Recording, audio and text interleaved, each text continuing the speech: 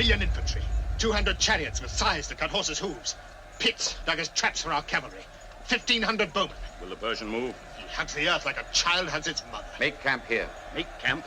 Let's attack now under cover of night. If we've any chance at all, it must be now. In the dark, there's confusion. On both sides, Parmenio.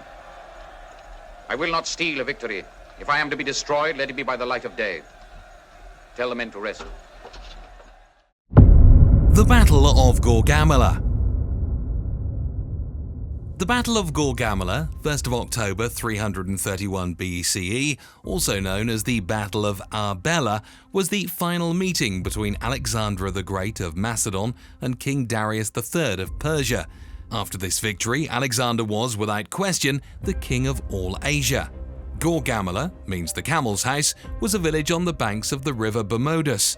The site of the battle is thought to be Tel Gomel, Hebrew, Camel's Mount, in northern Iraq. If you like historical stories, please like and subscribe my channel to watch new videos. Alexander's campaign.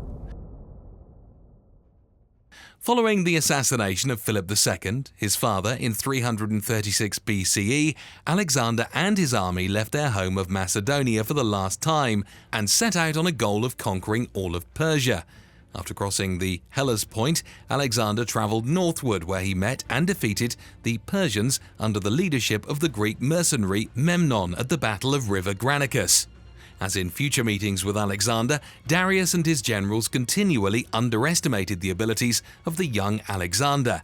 He was considered by many, even those in Greece, to be nothing more than an upstart. From the river Granicus, Alexander moved southward along the coast of Asia Minor to Halicarnassus, where he defeated Memnon for the second time. Finally, after waiting for over a year, Alexander and his forces met Darius at Issus in November of 333 BCE, where again the Persians suffered defeat. Even more embarrassing for Darius was that Alexander captured his family, his mother, wife and daughters. Wishing to avoid further conflict and hoping to regain his family, Darius offered Alexander half of his kingdom and even his daughter's hand in marriage. However, Alexander rejected the offer by simply saying there could never be two sons. It would upset the world order. Alexander also challenged the Persian king to face him again in battle. From Issus, Alexander moved along the Mediterranean coast, capturing the island city of Tyre in a 7-month siege. As he travelled southward, he was welcomed in both Jerusalem and Egypt, for they had felt the wrath of the Persian army and the pangs of religious oppression. After laying out the plans for the future city of Alexandria and visiting the temple at Siwa, Alexander prepared for his next engagement with Darius. Battle preparations. Alexander had planned to march straight to Babylon, but when he heard of Darius's presence at Gaugamela, he turned northward to meet the waiting Persian king. He realized a victory at Gaugamela meant all of Persia, Babylon, Persepolis, and Susa would be his. Darius, however, had learned his lesson at the Battle of Issus and had carefully chosen Gaugamela for his next and hopefully last battle against Alexander. This time his army was quite different, having brought together men from all over his empire, even Indian mercenaries. Estimates for his army vary from 50,000 to 100,000 to almost 1,000,000. Along with 15 elephants, although they were never used, he had 200 scythed chariots. He fashioned longer swords and lances, as well as adding more cavalry. The terrain of Gaugamela was also significant. It was much wider, so he could make use of his chariots and deploy his cavalry more effectively, something that had been impossible at Issus. He had the ground levelled, placing obstacles and traps to impede the advances of Alexander's forces. To Darius it appeared the size of his army and the terrain gave him a significant advantage. Alexander made camp several miles from Darius. His men, estimated at 40,000, would only take their weapons to do battle, nothing else. After assembling a small scouting party, Alexander looked down from a hill, unobserved by Darius, assessing the king's preparation. Luckily, while on the scouting trip, he came upon an advance party sent out by Darius. While some of the party fled, several others were captured and more than willingly told of Darius's numbers and the presence of the traps and obstacles on the field. The night before battle, Alexander held a council of his generals. Parmenio, the commander of Alexander's left flank, suggested that the large size of Darius's forces called for them to attack at night. However, Alexander disagreed. The historian Arrian made mention of this episode in his History of Alexander. It is said that Parmenio came to him in his tent and urged him to make a night attack on the Persians, saying that thus he would fall upon them unprepared and in a state of confusion. But the reply which he made to him was that it would be mean to steal a victory.